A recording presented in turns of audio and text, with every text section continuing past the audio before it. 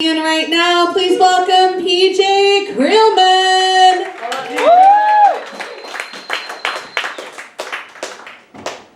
It's easy to follow the only guy in the room that's taller than me.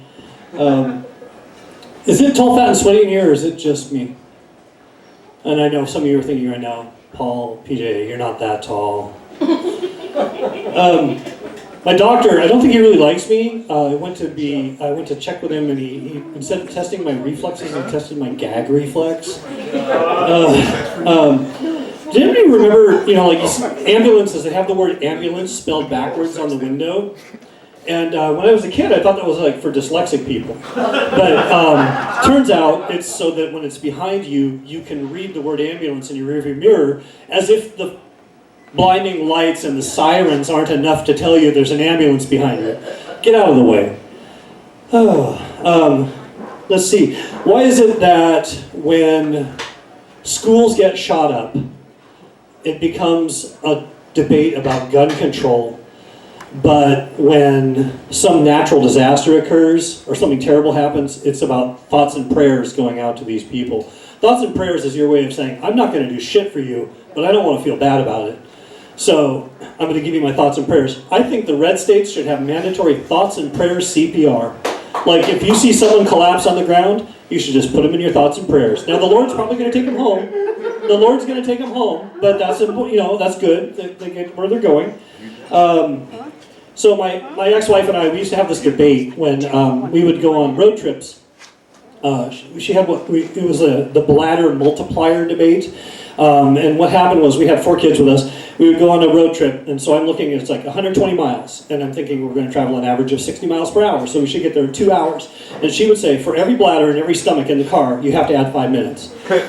So what would happen is we would get there in 2 hours and 50 minutes, but I would be really hungry and really need to pee.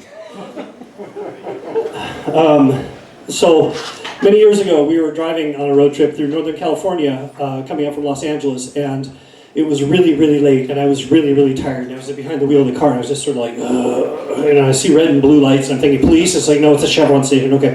I'm going to get some gas, and I'm at the gas pump, and put the credit card in the thing, and it says, remove card smoothly, and I was like, okay. And then it asked, do you want a car wash? And I look at my car, and it's covered in bugs that I've been collecting all through California, and I thought, yes, I want a car wash. And I go through the car wash, I'm like pulling up, and this 1988 Chevy Celebrity, and my wife is looking at me, and she says, what's going on? I said, you're gonna love this. We go through the car wash, and the car is covered in rainbow suds, and it was so invigorating. And I drove around to the front of the store, and I got 2 big cups of coffee, and I went to the counter, and these 2 guys are laughing their butts off, and I thought maybe something's funny on the TV, but the TV's like a farm report. It's 3 a.m. And so I said, hey, what's so funny, guys? And they said, well, look at your car. And what I didn't realize was that in order to make room for the kids in the back, we had put all of our bags and strollers on top of the car and tied them down. Whoa. And I looked at it and I said, just doing my laundry, guys. And they said, well, hot wax? I said, hey, I like my clothes shiny. Got back in the car and I said, we're getting a hotel. So that was that. I'll end on this. For the record, I am 236 pounds of raw animal magnetism and sexual prowess.